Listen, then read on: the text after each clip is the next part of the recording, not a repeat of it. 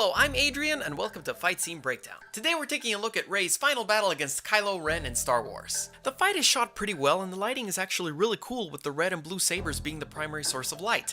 There are also some creative shots, such as this one where Kylo is chasing Rey down the narrow corridor as we cut back and forth between her deflecting his attacks and backing off. However, there's a distinct lack of prolonged wides like in the prequel trilogy, and you don't really get to see the choreography that well.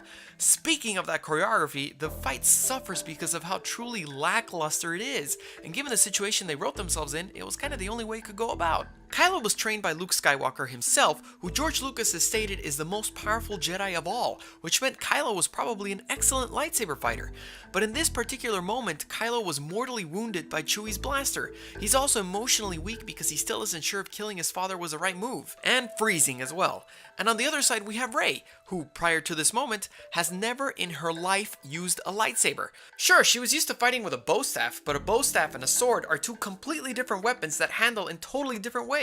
Therefore, she is completely inexperienced and isn't capable of performing anything more than a couple thrusts and parries. So that leaves us with two wimpy fighters, and that's exactly what we get. Wimpy choreography. None of the flair, the energy, the grace or speed of the prequel battles is there. Instead, we get extremely clunky combat, which mainly consists of swinging the lightsaber side to side as if it were a bat, and Rey constantly running away until she achieves her moment of clarity. Which, by the way, Kylo could have totally force knocked her out, as how it should have ended brilliantly pointed out. Anyhow, at this point Rey smacks left, then right, then left, then right. You see what I'm talking about? It's very repetitive and boring choreography. And I'm not saying it needs to be lightning fast to be good. Take a look at Episode 5's brilliant fight. Darth Vader is very slow as well, but each one of his moves is calculated and counters Luke's flailing techniques.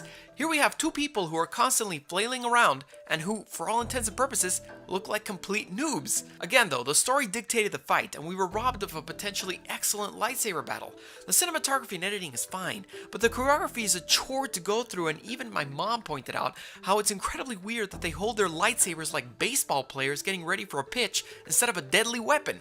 Here's hoping that a trained Rey and a stable Kylo will equate a much more enthralling battle in Episode 8, because even Sam Jackson, Mace Windu himself, remarked on how they need to go to lightsaber fight school. What did you guys think of the fight? Which fight would you like me to analyze next? Join my Patreon to get access to cool behind the scenes stuff and a bunch of other rewards. Subscribe, and you can follow me on my Twitter, Instagram, and brand new Facebook fan page, Godzilla Rex. See you next time.